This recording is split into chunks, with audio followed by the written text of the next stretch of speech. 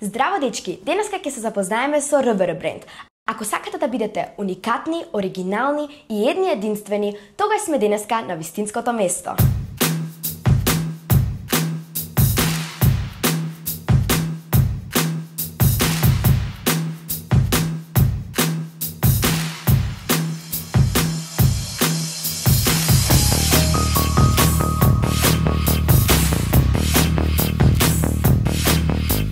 Здраво Филип, ви благодарам многу што можевте да јам тука во вашето студио, навистина е многу убаво. Јас видов, правите патики и све тоа. И дали ќе може да се представите за мене и за моите гледачи, кои сте, што работите и од кога ви се роди таа љубов за да цртате? Пред се фала ти што ме покани да гостувам во твојата емисија за YouTube. И јас сум Филип од РВР и многу ми е мило што денеска ќе снимаме да кажеме нешто повеќе за уметноста. Јас заедно со Сара работиме, со брендот работиме повеќе од 3,5 години. Идејата дојде, искрено ти кажам, тотално случајно. Седевме на кафе, разговаравме, бидејќи јас цртав слики, еден дел од сликите што се тука позади нас.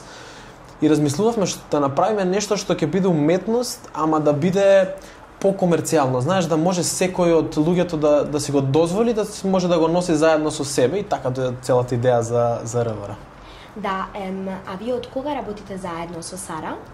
Па, работиме веќе 3,5 години. На почетокот почнавме со тексас јакни, со цртање на тексас јакни, но некако спонтано дојде целото тоа да се појави поголем интерес за патики. И така почнавме да работиме патики и потоа ред други работи и еве, веќе 3,5 години работиме. Да, а вие кажавте нели више патики дизајнирате, а има уште нешто друго? Јас знам, еве видов една многу убава кацика што ја дизајниравте за Next Time, а имате и нешто друго освен тоа? Да, работиме патики, јакни, кожни, тексас јакни, каиши за гитара, високи подпетици, кациги за мотор, тоа е нешто, да речам, поново, некоја идеја што се роди така случајно поново, да еден од поновите производи. Работиме лимитирани мајци кои ги вадиме повремено и тие се сите дизајни што нема да се повторат, туку се вадат во одредена количина и тоа е тоа.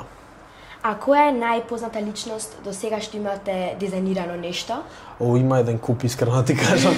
Веќе некако се, значи на почетокот беа неколку, ама сега веќе се доста. Искрено од кај нас имаме работено со Next Time, имаме работено со Сладкар, имаме работено со еден куп балкански звезди како Јелена Розга, Нина Бадрич, Наташа Беквалац, имаме работено со инфлуенсери како што е Джибри Бел, Филип Џукич од Србија и така. Браво. А кое е најуникатното нешто што го имавте до сега дизајнирано?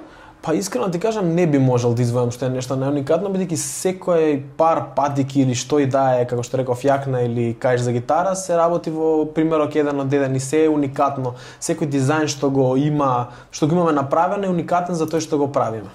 Да, а дали дизајнирате и често за вас сами нешто?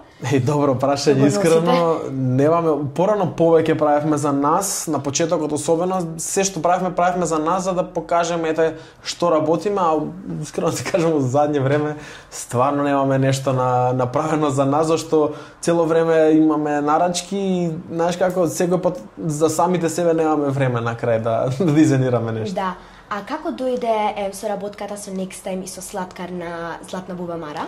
Тоа е добро прашање, затоа што и тоа дојде случајно спонтано. Они гледале јас што работам и виделе дека тоа што го правам на начинот кој го правам и се сретнавме и се решивме да пробаме да направиме една анимација за самиот настап на бубамара, бидејќи јас да ти кажам искрено до сега немав работено анимации, се што работам цртање на нешто, на никогаш не бев правено нешто што е анимирано.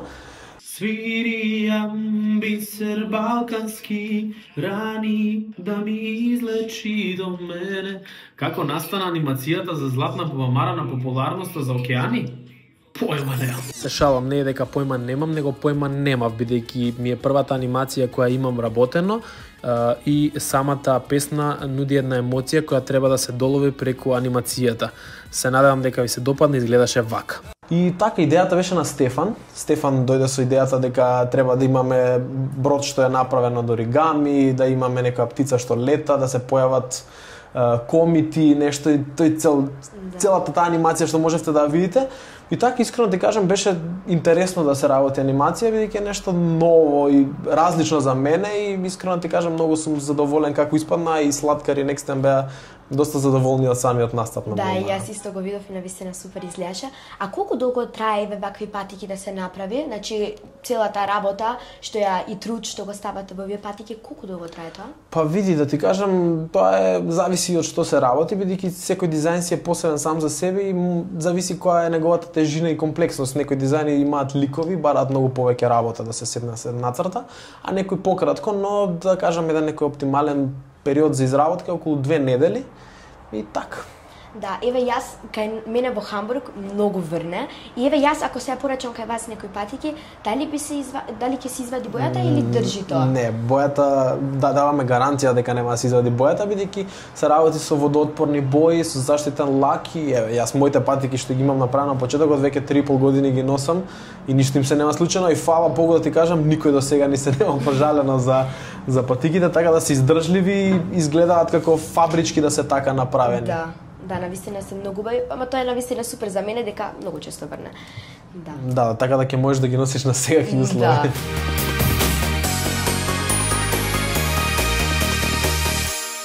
Па тогаш јас ќе си порачам патики, знам и више како ќе изгледаат, за да бидам една единствена. Ви благодарам многу што дојдовте време за да можам да ви направам интервју за мојот YouTube канал. Ти благодарам и на тебе за поканата. Ништо, да, супер.